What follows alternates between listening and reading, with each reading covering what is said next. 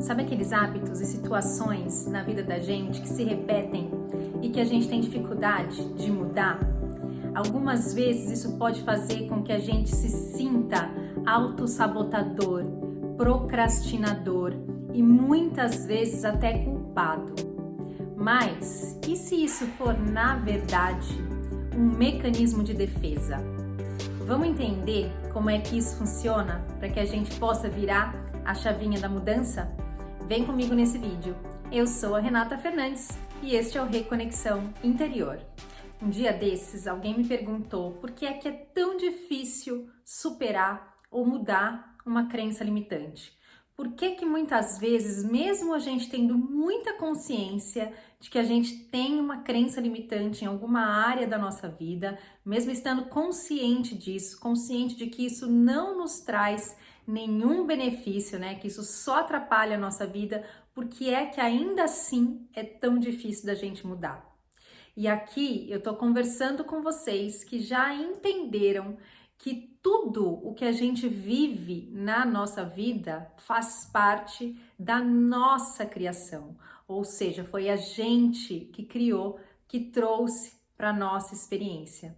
Porque se você ainda não tiver entendido isso, pode ser que esse vídeo não faça muito sentido. Então, independente de qualquer que seja a crença limitante que você tem, se você está muito consciente disso e você se frustra cada vez que você tenta mudar, transcender essa crença e não consegue, eu quero te convidar para ter um olhar, um ponto de vista diferente sobre isso hoje. Vem comigo? Vamos imaginar aqui a história da Raquel.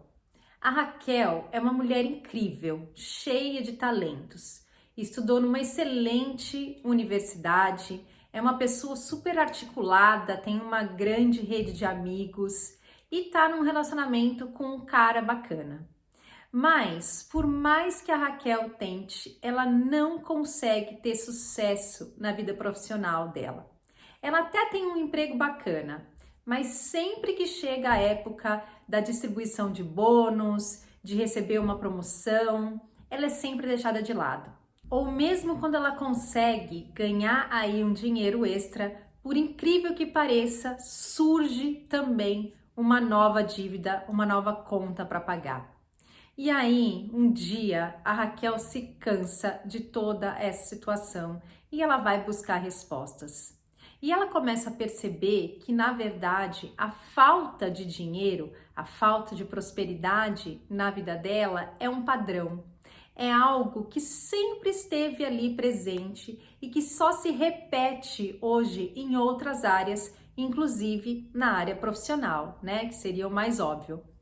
E aí, dentro dessa pesquisa dela, né? Dentro desse olhar com carinho para a própria história, ela começa a perceber também, ela começa a se lembrar que quando ela era criança, os pais dela discutiam muito por causa de dinheiro, chegando até muitas vezes à violência física por causa disso. Talvez você já tenha entendido aonde eu quero chegar. É esta memória de infância da Raquel que impede que ela seja bem-sucedida financeiramente. Porque por mais que ela reconheça todos os talentos que ela tem, toda a capacidade que ela tem de crescer na empresa dela, por mais que ela se sinta merecedora de receber esse dinheiro, né, de ter as necessidades dela atingidas, de ser abundante, de viver com muita prosperidade, por mais que ela tenha consciência de tudo isso, tem algum lugar dentro dela, no subconsciente dela, que conta uma história diferente, que fala para ela que se ela tiver dinheiro, ela vai ter que enfrentar problemas que podem acarretar, inclusive, em violência física. Pode ser, inclusive, que ela destrua o relacionamento tão bacana que ela construiu com o parceiro dela. Ou que ela sofra aí alguma outra consequência ruim. Porque dentro da memória dela, o dinheiro era o responsável pelas brigas que o pai e a mãe dela tinham dentro de casa. Todas as situações traumáticas que a gente experienciou na nossa vida, dividiram a nossa energia. É como se a partir daquele momento, quando você se sentiu ameaçado, quando criança, né? A sua energia tivesse se fragmentado e você tivesse se tornado dois, tivesse duas opiniões diferentes com relação àquele assunto. E enquanto essas suas duas partes não fizerem as pazes, né? Enquanto elas não conseguirem concordar com relação a este assunto, você não consegue sair do lugar. Porque por mais que conscientemente você esteja focado em seguir em uma direção, existe um outro lugar dentro de você que tem a certeza absoluta de que se você seguir aquele caminho, você vai se machucar. Você vai trazer coisas muito perigosas, muito negativas para a sua vida. Então é por isso que a gente muitas vezes não sai do lugar. Outra possibilidade é você acreditar que aquela situação de dificuldade te traz alguma vantagem.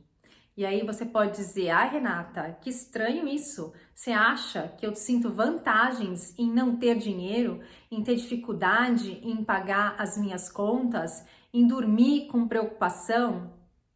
A gente não sabe, né? Porque tudo isso tá lá bem escondido no nosso subconsciente. Então é por isso que a gente tem que olhar para a nossa história com muito carinho, com muito respeito e com muita curiosidade, com abertura para tentar entender o que é que existe por trás dessas camadas. Então, se faça essa pergunta: do que é que eu tenho medo? Por que é que eu não consigo abrir mão dessa crença limitante? O que é que faz com que eu continue apegado a ela? Ou qual é a vantagem que eu ainda vejo de continuar apegado a essa crença limitante? Peça ajuda ao seu eu superior para entender o que é que existe por trás de uma crença limitante que você ainda acredita que é difícil de superar. Olha só, até quando a gente acredita que algo é difícil, a gente já se colocou de novo no papel de vítima. E isso é extremamente sutil, né? Ao contrário, quando você se mostra curioso, quando você se abre para entender o que é que existe por trás desse apego, né, a essa crença, você retoma novamente o seu poder nas mãos. Porque se isso é só um apego, da mesma forma que você criou esse apego, você pode desfazer. A nossa mente subconsciente, que representa em 95%, né, de quem nós somos, é quem acaba gerenciando a nossa vida. E isso pode te dar aí uma falsa sensação de que você é vítima das circunstâncias. Mas quem é que pode reprogramar essa mente subconsciente, se não você, através dos seus 5% conscientes, né? A gente tem que ter curiosidade e abertura para olhar para a nossa história, inclusive para conseguir enxergar com clareza coisas que na nossa infância a gente interpretou como sendo um abandono, como sendo um trauma. O Dr. Gabor Maté, que é aí especialista em traumas, né? Ele conta uma história pessoal muito interessante com relação a isso. Ele fala que ele nasceu no meio da Segunda Guerra Mundial e que por causa disso, quando ele tinha só 3 meses de idade, a mãe dele teve que entregar ele para uma pessoa estranha até que ela conseguisse se reorganizar para sobreviver aquele caos todo, né? Eles eram húngaros, se eu não me engano, e a mãe dele estava sendo perseguida. E aí, naquele momento, ele fala que ele tem, não memórias, né? Porque um bebê de 3 meses não tem memórias, você tem só o sentimento, que fica é o que ele sentiu. Naquele momento, ele teve um sentimento de abandono, de rejeição, de que ele não era um ser que merecesse ser amado, né? Essa foi a forma que ele interpretou aquela situação. Mas se a gente olhar de uma forma mais analítica, de uma forma mais racional até, Esse ato dela ter entregue ele para uma pessoa estranha, quando ele tinha só 3 meses de idade, foi, na verdade, um grande ato de amor. Um ato para tentar salvar a vida daquele bebê, para tentar salvar a própria vida, para ela estar disponível para ele depois. E que na verdade foi o que aconteceu, né? Ele ficou vivendo com essa pessoa, acho que durante 6 meses, e depois a mãe teve condições de ir buscá-lo e criá-lo na maior parte da infância dele. Eu não sei a continuação da história a partir daí. Mas enfim, o importante, né, o que eu quero mostrar para vocês aqui é que muitas vezes a interpretação que a gente faz da situação não reflete nem a verdade a respeito dos fatos.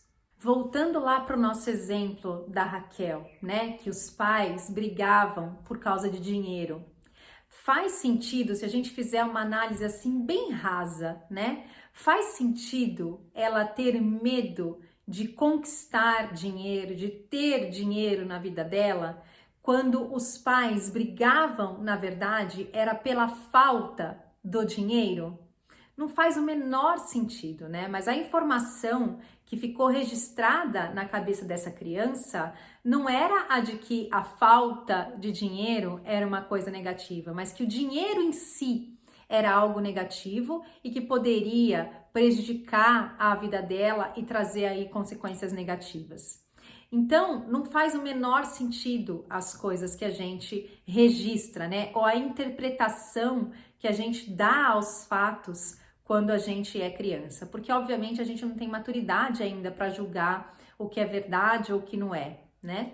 Então perceba como muitas vezes a gente é cruel no nosso auto-julgamento ou no nosso julgamento com relação aos outros, né?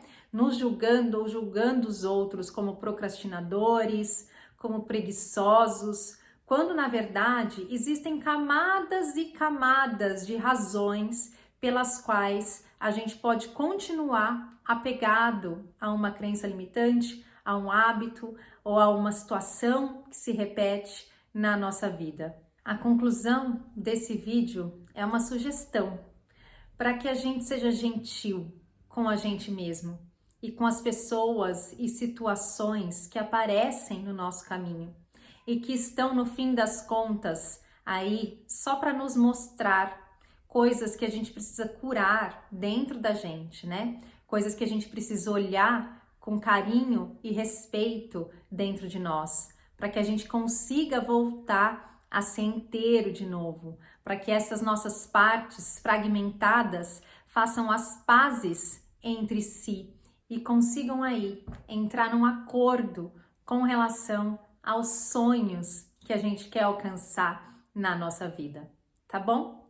Se você gostou desse vídeo, se ele te ajudou de alguma forma, deixa aí o seu curtir, compartilha com seus amigos e até um próximo vídeo.